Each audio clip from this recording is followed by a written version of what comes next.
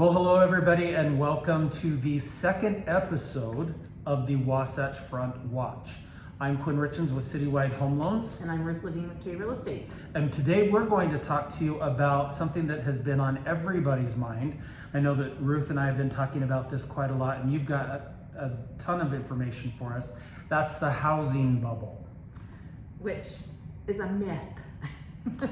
So tell me a little bit more about it being a myth. What do you say by that? So with Utah's economy right now, the way that we have such an influx of people moving in, we have so many job opportunities, there is just simply not enough homes for the people coming in right now. And so it's a matter of supply and demand. And a bubble means that you have too much supply and not enough buyers, and that causes that to burst and housing prices fall and things like that. So this myth of the Utah housing bubble bursting, prices can't go any higher. We can't possibly bring in any more people. Well, that's not the truth, because we see people moving in every day, and we see prices softening a little bit actually because of the mortgage rates going up. But where we still have unfilled job positions that are livable wage jobs, and where we have builders projecting that they need 5 years to catch up with the current demand. Wow. And that's just today's demand. That's not future demand. Yeah, that's if we That's stopped. Crazy. If people stopped moving in and no more houses were listed, builders would still need 5 years to be able to catch up with the number of people that want homes. I was reading an article in preparation for a presentation that I was giving, and they were saying that just in Salt Lake County and some of the other counties, for every 3 jobs that get posted, there's only 1 housing permit that gets approved. Yep. Part of that is that it takes time to plan out a development. You have to purchase the land, you have to get the development approved, you have to then Improve the land. You have to improve the land, and all of this takes manpower and materials, which are both in short supply. And so these builders, as much as they want to build, they don't have the skilled labor, right? And they don't have a steady stream of materials right now. The inflation that we are experiencing affects the supply chain, and so things are more expensive, lead times are longer, because those industries, the lumber industry, the steel industry, they also are short on materials and labor to even cut the trees down, right?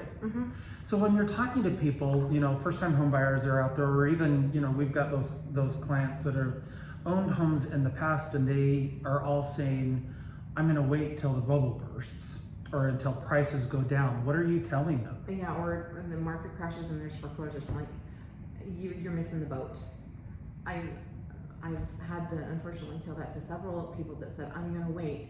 No, you've missed your opportunity, A, to find a house in the price point that you were qualified for a year ago, and B, at the rate you were qualified for a year ago.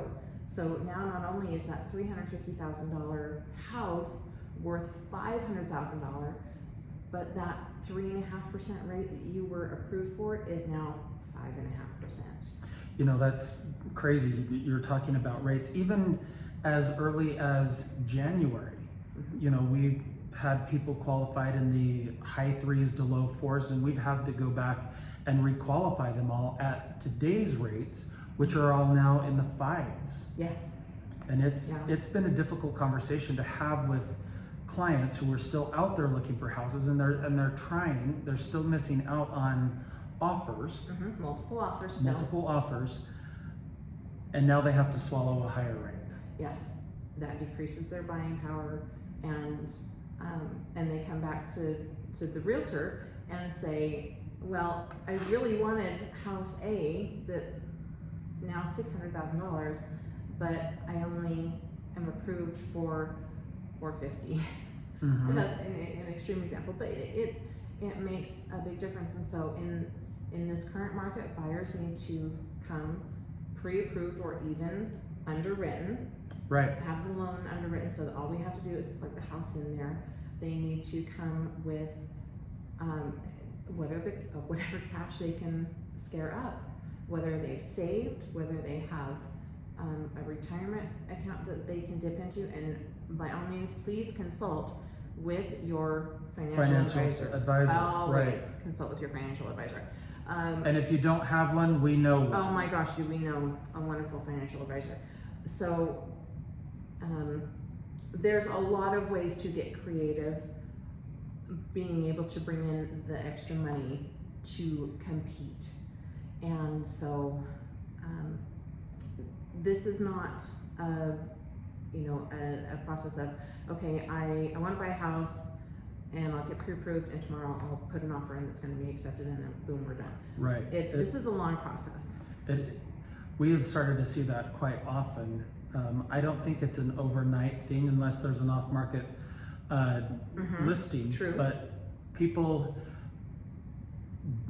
do you know what the average number of offers that a person makes before they get an accepted one? For my clients, it's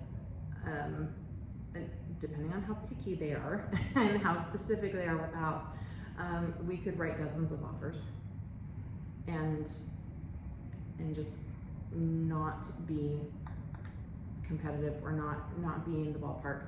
And I ask for feedback from the listing agents when we put our offer in, and they are very willing. A lot of agents are very willing to say, this is kind of how your offer stacked up. They can't disclose what the winning offer was, but they can say, the winning offer maybe had the appraisal gap, meaning that they were willing to come in with the extra cash. Or they waived their due diligence, or other things to sweeten the deal for the seller. So there's things we can do. We need to explore other avenues. The other thing you mentioned, off-market listings. One thing that we are seeing a lot of actually are sellers don't want to go through the circus of listing a home and having the hordes come in, taking because the there whole are weekend. A ton of There people are so many for people. every single home. Yeah. There was a meme that I saw the other day that showed just a line of people like around the block waiting to get into this house, and it said,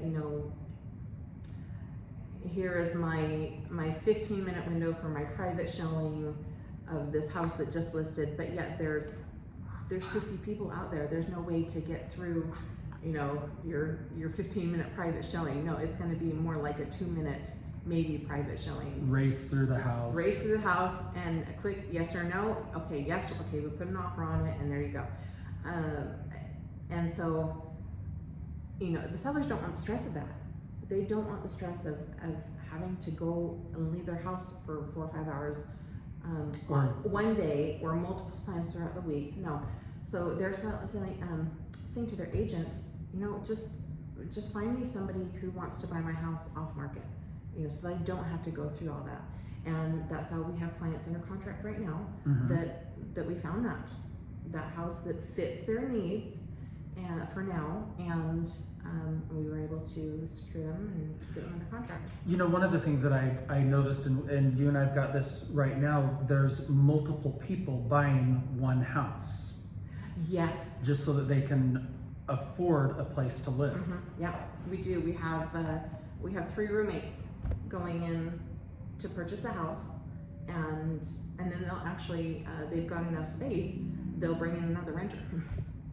And that's how they're going to make it work. We see multi-generational families living in the same house, and that's what it's taking right now for people to afford these higher home prices.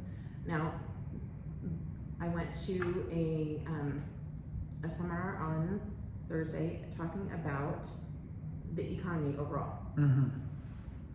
And the economist was talking about how come the end of this year, quarter 4, he was using the word recession. And we all hate the word recession because we just got blasted with that in 2008, 2009. We heard it again at the beginning of 2020. Oh, this is going to cause a recession. And so now it's being thrown around again. But again, here in Utah, it comes down to supply and demand with the housing market. So a dip in the overall economy could cause prices to soften, but it also could bring our rates lower possibly. And if rates do come down, more people will want to sell their homes, and which will increase.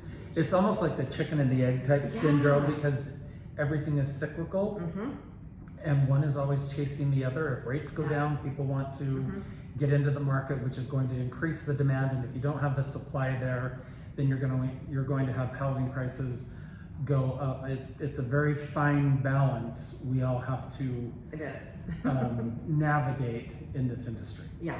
And educating clients, I think, is probably a big key when we're doing that, you know. And I mean, I was talking with the owner of my company the other day, and we were talking about people who want to buy points, which means you're paying a certain amount of money for an interest rate. And you know, his take on that is always, don't do that, because rates are going to come right around in 2 years and go down, and you're going to lose all of that money that you paid to buy that rate down. Okay, that's interesting.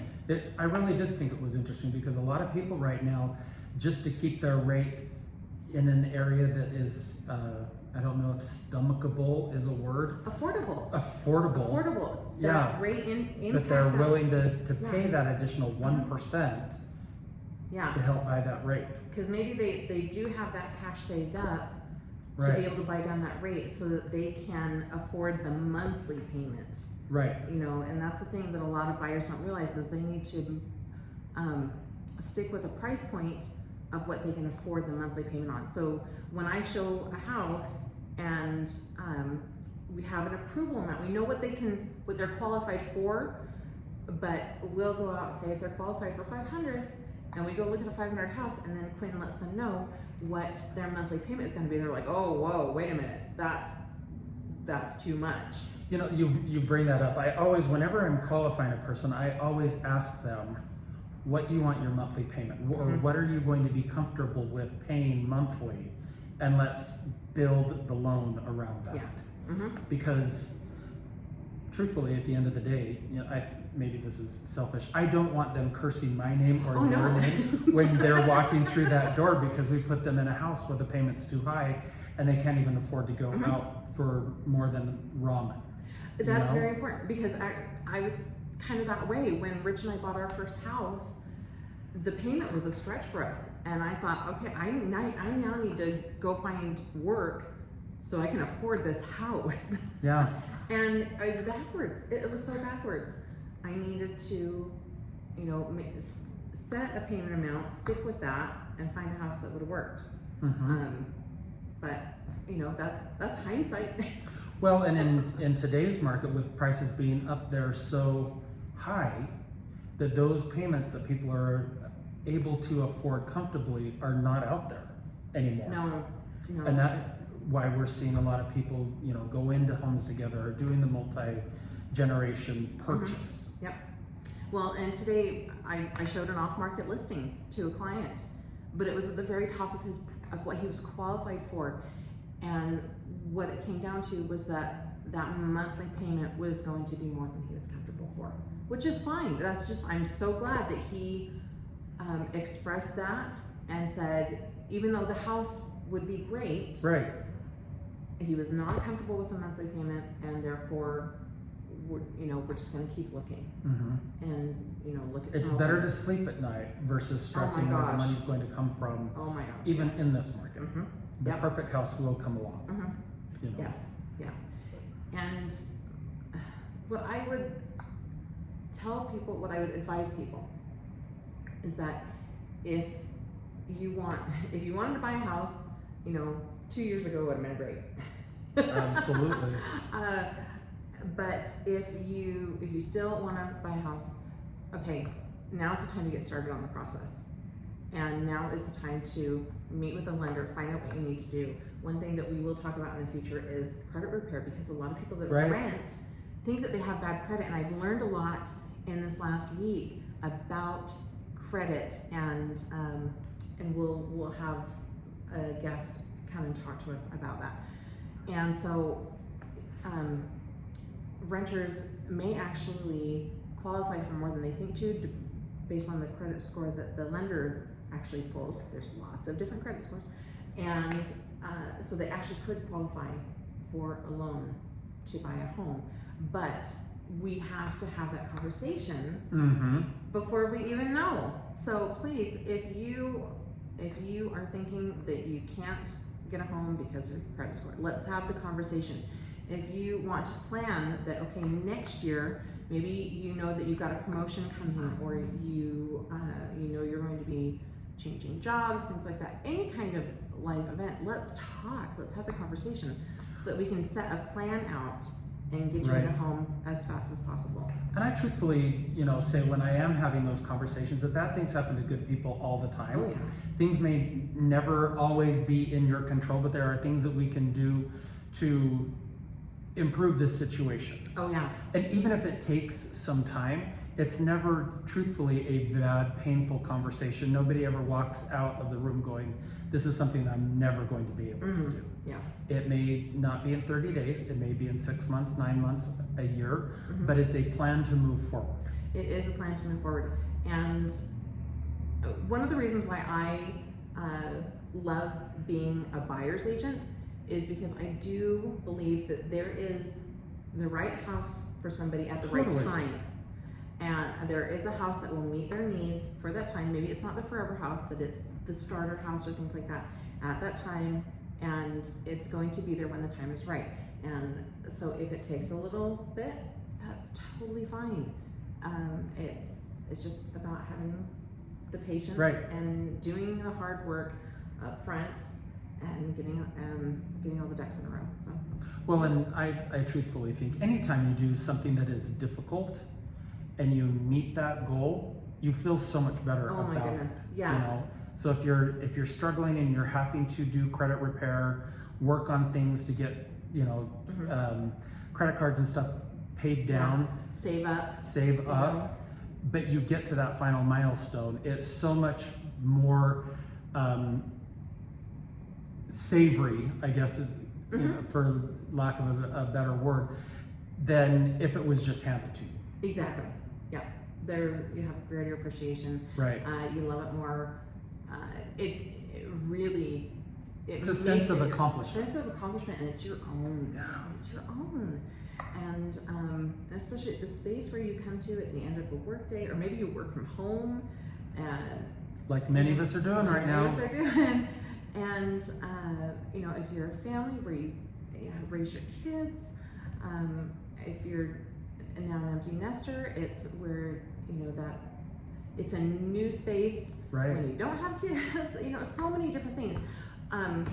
Where you've got your fur babies.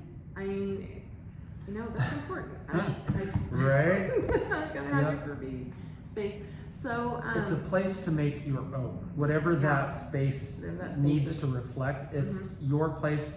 It's your palette, really, to make your own. And that is why we are so passionate about what we do, because we know that feeling, and we want to help everybody reach that wants to. Yeah. I agree. So yeah. Right now, it may be seeming impossible to buy a house, but please don't let what's going on all around stop you from pursuing your goal. I'm renting, and I've been very complacent with my renting for a while, but I want to, Rich and I want to definitely buy a home. My kids keep saying, when are we going to buy a house? When are we going to buy a house? But I've got to do some hard work. I've got to do the credit repair, and actually, as I start doing that, that's something that we'll talk about, and I'll share my experience, because I'm not the only one out there. And, and you know what? Yeah, sometimes it's a little daunting to face, but the thing is, there are awesome people out there that have the skills and know what to do, and they're going to with no judgment. With no judgment. Oh my goodness, it was amazing speaking with this credit repair gal, and because I'm like, oh, you do that too? Okay, yeah. I don't feel so bad. I don't feel so bad, and it's about using the credit wisely. Right. And you know, well, I'll kind of give you a not housing related thing, but my insurance rates doubled on my auto insurance because 2 years ago I inadvertently backed into somebody, didn't realize it. In my big old 15-passenger van, I didn't realize that there was a Mini Cooper behind me. So how can you? They're so hard to see. It's the elephant in the house. And then this last fall, unfortunately, my 17-year-old daughter was in an accident, and so life happens. Life happens. And so now I'm paying these higher insurance rates for a bit. It's not going to be forever, and so we just make the best of it and set out a plan and move forward. Right.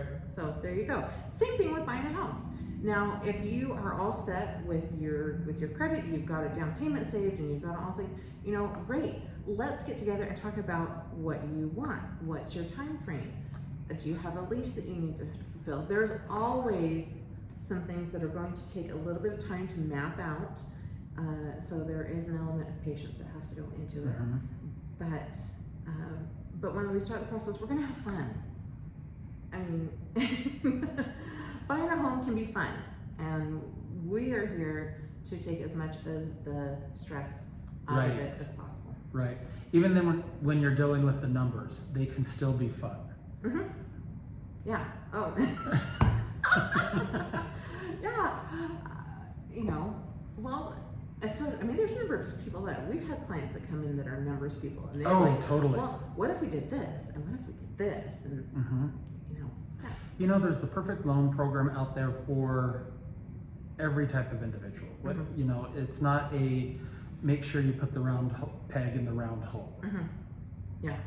And that's where it becomes fun and creative. You know, when you're trying to figure out all of these different things. Yeah. So. Yeah. Let's find a strategy that works for you. Exactly. Maybe it's, you know, finding that right loan program. Maybe it's finding a roommate or a partner, somebody to buy a home with. Make sure you really like them. And can live with them. Long term. Maybe it's family. You know, maybe it's an income generating property, like an owner-occupied duplex or fourplex. You can do those. Yep. And coming in with very little, you know, down. So there's programs out there. So yeah, a lot of good stuff out there. Yes, the economists are being a little bit doom and gloom. Yes, we are still having inventory shortage, but there is always something out there for you. I agree. Yeah. So we will keep you posted as things go on. And next week, should we talk more about rates next week? Next time? We can talk about rates. Yeah. Yep. We'll dive into rates and talk about what we see them doing and how we can where they will be headed. Where they will be headed. And how they relate to inflation. Yes. So there you go. This is Wasatch Front Watch. Quinn Richens. Ruth Lavine with the real estate news you can use. Have a great day. Bye.